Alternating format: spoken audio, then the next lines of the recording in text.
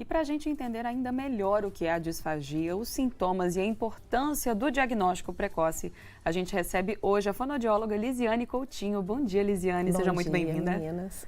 Vamos entender um pouco mais, então, o que é a chamada disfagia?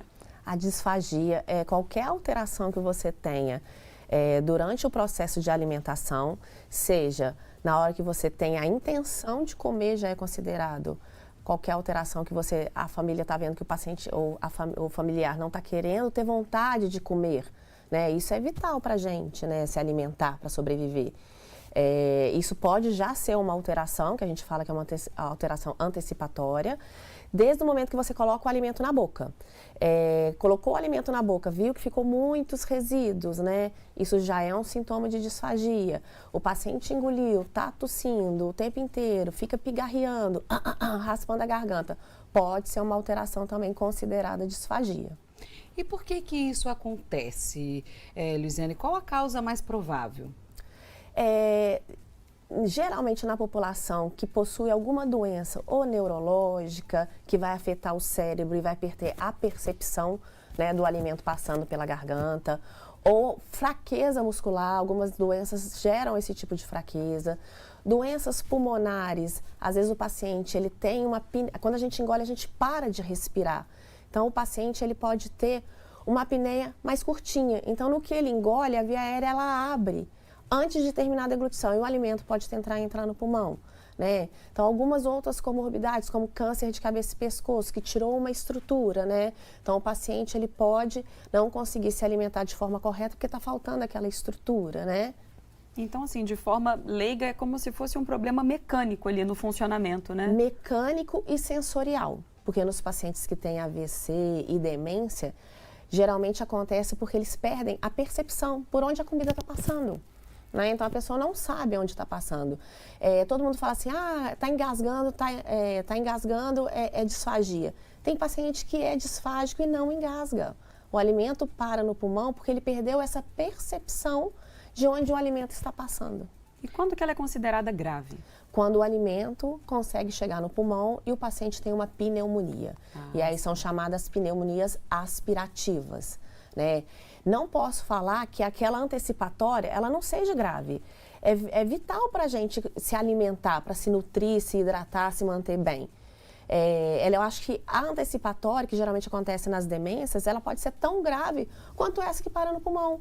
Porque o paciente vai chegar no hospital desnutrido, desidratado, sarcopênico, com perda de massa muscular.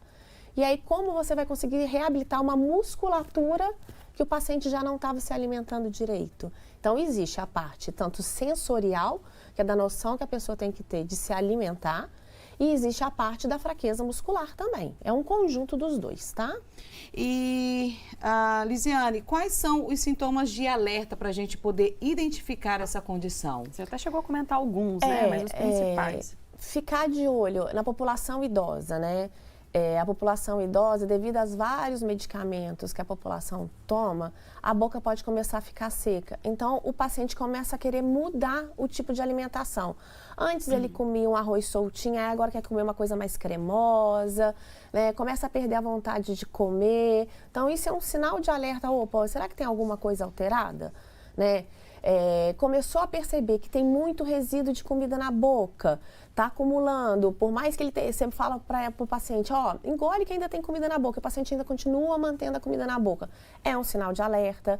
Durante a alimentação, se você perceber o idoso ou qualquer pessoa normal, né, tá lá, né, sentindo que tem um bolo na garganta, sentindo que tem alguma coisa parada aqui, né, que está engolindo e não consegue progredir para o estômago, pode ser um sinal de disfagia, né? E pessoas que têm corizas direto relacionadas a refluxo, né? Deitou de noite, o refluxo ele pode voltar, pode ficar gotejando aqui na parte da traqueia e aí provocar alguma coriza. Então o paciente ele acorda tanto com aquela sensação que tem um muco parado aqui, alguma coisa parada aqui, como ele pode acordar com uma coriza que é só de manhã. Isso é um sinal que pode ser uma disfagia causada por refluxo. E Lisiane, em relação ao pigarro e esse bolo da garganta, né? Bolo na garganta que você comentou, como diferenciar a disfagia de outras condições, de outras circunstâncias? Como saber que é disfagia? Para você ter um diagnóstico preciso, você vai precisar procurar um profissional para poder fazer detalhadamente a sua anamnese, né? E descartar se pode ser refluxo, se pode ser alguma alteração de musculatura que não está abrindo, né? A gente tem os esfíncter superior e inferior antes da comida chegar no estômago. Então, a gente precisa ver se essa musculatura está abrindo de forma adequada, né? Esse bolo, será que esse bolo está acontecendo porque pode ter uma outra patologia aqui na região de cabeça e pescoço? Né? Então, tem que se procurar um médico para saber diagnosticar de forma correta, né? Existem exames de imagem hoje em dia, exames que a gente consegue ver a deglutição de forma dinâmica através de um raio-x, que é o chamado videodeglutograma, mas o correto é procurar um médico.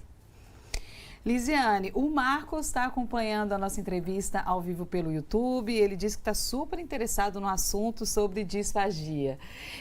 Bom, agora vamos falar sobre quais doenças que causam a disfagia. Então, doenças que podem comprometer o cérebro. Tanto doenças neurológicas evolutivas, como demência, esclerose lateral amiotrófica, esclerose múltipla, que vão afetar a musculatura, ou doenças neurológicas que podem afetar a percepção, que é o AVC. Além de alterar a contração muscular, pode alterar a percepção também. Câncer de cabeça e pescoço, né, por tirar algumas estruturas e esse paciente ficar sem a musculatura para poder fazer a deglutição de forma de contração muscular correta. Alguns tipos de câncer que podem pegar pulmão, porque a apneia da deglutição vai ficar menor, então pode causar uma disfagia. Pacientes que têm alterações pulmonares, pela mesma situação, né? O paciente ele não vai ter uma apneia da deglutição correta, antes de terminar de deglutir, pode acontecer um engasgo. E o envelhecimento propriamente dito, que a gente fala que é uma presbifagia. Como a fonoaudiologia trata a disfagia? Ela quer saber um pouco mais sobre a sua área de atuação. O fonoaudiólogo, ele tem o dever e a obrigação de avaliar o paciente e perceber em qual fase da deglutição está alterada. Porque a disfagia é uma alteração da deglutição. Então, a gente pode ter uma alteração da antecipação, que é a vontade de comer, uma alteração na musculatura de cavidade oral, que a gente vai ter alteração para mastigar, e a gente pode ter uma alteração nessa região de cabeça e pescoço, que pode ser de falta de percepção ou falta de contração. Então, o fonoaudiólogo vai avaliar, vai ver qual que é o exercício correto para esse paciente, qual é o estímulo sensorial que ele tem que fazer na boca desse paciente para ele voltar a deglutir de uma forma segura. Além dos exercícios, a gente pode fazer uma adaptação da consistência para que esse paciente tenha uma alimentação segura e não corra risco de vida. E existem também as manobras que são usadas durante a alimentação. Às vezes aquele paciente ele não vai conseguir fazer o exercício, mas você vai conseguir manter com que ele tenha uma alimentação de forma segura por mais tempo, adaptando consistência e adaptando a forma correta de se dar. Né? Às vezes aquele paciente ele precisa de uma colher cheia de comida e mais uma vazia para deglutir. Ou não, ele tem que tomar um líquido, às vezes fazendo uma manobra com a cabeça, ou com a cabeça para baixo, ou com a cabeça para um lado ou para o outro. Ou depois que ele come, ele tem que pigarrear e engolir de novo. Então existem várias estratégias e isso vai de acordo com cada patologia. Lisiane, o Lucas de Muriaé mandou aqui uma pergunta para você, desejou bom dia e ele disse que engasga constantemente com água, alimentos e até com ar, chegando às vezes a fazer até vômito. Ele relata também que sempre está com pigarro e raspando a garganta. E quando ele tinha 10 anos, ele chegou a fazer um exame de vídeo da garganta por causa dessa sensação de coisa agarrada na garganta. Então, ele quer saber, podem ser sintomas dessa doença? Podem ser sintomas de disfagia. O que ele precisa saber é o que está causando essa disfagia nele. Então, ele deve procurar um médico, né? Pode ser um otorrino, um neurologista, um cardiologista, o médico dele, de preferência dele, que ele relate isso e esse médico encaminha para uma fono e aí sim a fono pedir as condutas para o médico, qual exame vai fazer, o que ela vai avaliar nessa deglutição dele que pode estar alterada e estabelecer as estratégias para ele. E no caso, né, do Lucas de Muriaé, você falou que tem que achar a origem desse problema. Isso. Medicamentos podem causar disfagia? Podem. Tem muitos medicamentos que causam secura na nossa boca, né, que deixam a gente sem saliva. A saliva é o nosso principal condutor de sabor de percepção para o nosso cérebro. Então, sem saliva na boca, a gente não sente o sabor, né? E, além disso, a saliva ajuda a moldar o bolo alimentar. Na hora que você está mastigando, a saliva te ajuda a virar, aquela comida virar uma papinha para você engolir. Do mesmo jeito que a boca tem que ter saliva, a nossa garganta também tem saliva. E se a boca seca devido a algum medicamento, esse alimento ele pode ficar com prejuízo de trituração na boca. A gente pode ter um prejuízo de ejetar esse alimento até a garganta e ele agarrar na garganta, ficar sobras de alimento na garganta, porque a garganta também está seca, né? Então, alguns medicamentos, principalmente os que idosos tomam, né? Podem causar, sim, a disfagia. Mas aí, nesse caso, se for uma situação em que o medicamento ele é muito pontual, a disfagia ela é temporária ou ela pode se manter com a interrupção do medicamento? Não, aí ela é temporária e aí o paciente tem que saber, aí o médico vai ter que saber ou orientar esse paciente que a disfagia é temporária e dar as estratégias, ou saber orientar para procurar uma fono e a fono dá as estratégias corretas para esse paciente para também saber se esse processo não pode danificar a contração muscular. A Jéssica de Betim, ela faz a seguinte pergunta. A disfagia pode ter como causa o estresse? Eu sinto que quando estou nervosa, tenho dificuldade para me alimentar. Existe a disfagia que a gente chama de psicogênica, né? Que alguns fatores externos realmente podem alterar a deglutição, né? Mas tem que procurar um médico para poder investigar direitinho se realmente é só um fator de estresse ou se na hora que ela está estressada, ela produz, às vezes, faça alguma alteração no organismo que faz com que ela engasgue. Às vezes ela está nervosa, não percebe que está se alimentando e engasga na hora que está comendo. Não percebeu o alimento descendo, né, por causa do nervosismo. Tem gente que, quando está muito nervosa, tem aperto no estômago, tem gente que tem queimação. Então, será que realmente é do estresse ou será que realmente é psicogênico ou será que na hora que ela está nervosa, ela produz tanto ácido gástrico que dá uma queimação e ela engasga, né, com o próprio ácido gástrico e a comida junto? Então, tem que investigar. Lisiane, produtos assim específicos, eles podem causar alguma espécie de questão assim alérgica ou até mesmo a própria disfagia? Por exemplo, eu quando consumo refrigerante, logo que eu acabo de consumir refrigerante, eu tenho a sensação de que a garganta está coçando e me dá essa sensação de bolo. Pode ter alguma relação com a disfagia ou não? Pode ser só alguma situação alérgica a alguma coisa do produto? Eu acho mais provável ser alguma situação alérgica a algum produto. Por ser muito pontual, não que cause a disfagia, por ser muito pontual, né? Está mais relacionado a algum problema gástrico do que de mecanismo de deglutição. E o Leonardo de Juiz de Fora mandou a seguinte pergunta. Ronco pode causar disfagia? Pode. O que é o ronco, né? O ronco é uma vibração constante que você tem durante o sono, da musculatura de orofaringe, né? Base de língua, a faringe, que são músculos envolvidos na deglutição. Ao longo dos anos que você vai roncando, essa musculatura ela começa a perder um pouco a contração muscular, ela começa a ficar um pouco flácida. E aí pode causar, sim, a disfagia. E a disfagia, Lisiane, não detectada e não tratada, quais podem ser as complicações a longo prazo? A longo prazo, desnutrição e desidratação, né? Porque você vai começar a deixar de comer certas coisas e não vai se alimentar de forma correta. Nem toda alimentação pastosa, ela é caloricamente adequada para o nosso corpo, então a gente tem que estar sempre adaptando, conforme for mudando essas consistências, um acompanhamento com o nutricionista seria interessante. E se você não trata, daqui a pouco, o que acontece? A musculatura vai ficando fraca. Fica fraca de um jeito que você não vai conseguir reabilitar 100% hábil para esse paciente voltar a comer com segurança. E aí, se esse paciente chega a ter pneumonias de repetição, vai para o hospital 2, 3 vezes naquele ano, e aí chega lá, o que é a nossa obrigação? Não deixar a comida parar no pulmão desse paciente. Muitas vezes a gente vai ter que indicar uma via alternativa de alimentação, que vai ser a sonda. No tempo que ele está no hospital, a gente tenta reabilitar esse paciente, mas ele está tão magro, tão sarcopênico, que às vezes não tem condição. E aí você vai ter que pedir essa família para optar, ou deixar essa sonda, ou botar uma sonda na barriga, que é a gastrostomia. A parte mais perigosa que tem é que cada vez que a comida vai entrando no pulmão, você vai deixando lesões que vão piorando a troca respiratória da pessoa, né? Então, pode chegar a uma certa fase da idade que você foi deixando esse alimento entrando, e tomava antibiótico e saía, e voltava a comer e estava tudo bem, que quando você ficar mais velho, a única solução que vai ter para você é você ir para o hospital e ser entubado.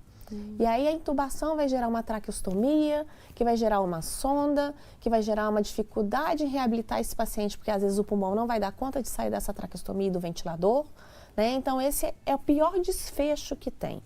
Então qualquer sinal que você percebeu que você está em casa, que o seu ente que está em casa está começando a deixar a comida vazar pela boca, a mastigação já não está igual, fica sobra de alimento e a pessoa não percebe, e que ele está relatando que está percebendo o alimento parando aqui, está pigarreando, engasgando, né?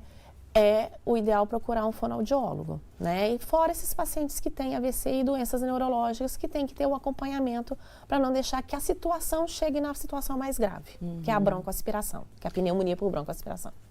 Lisiane, para a gente poder entender melhor o processo, existem fases da disfagia? Na literatura se classifica por fase, né? Uma fase antecipatória, que é a que a pessoa tem vontade de querer comer. Então, quando ela perde essa vontade, você já tem que procurar saber se pode ser uma evolução de alguma demência ou de algum quadro psiquiátrico, que a pessoa está perdendo a vontade de comer, né? A gente não perde a vontade de comer, é vital para a gente.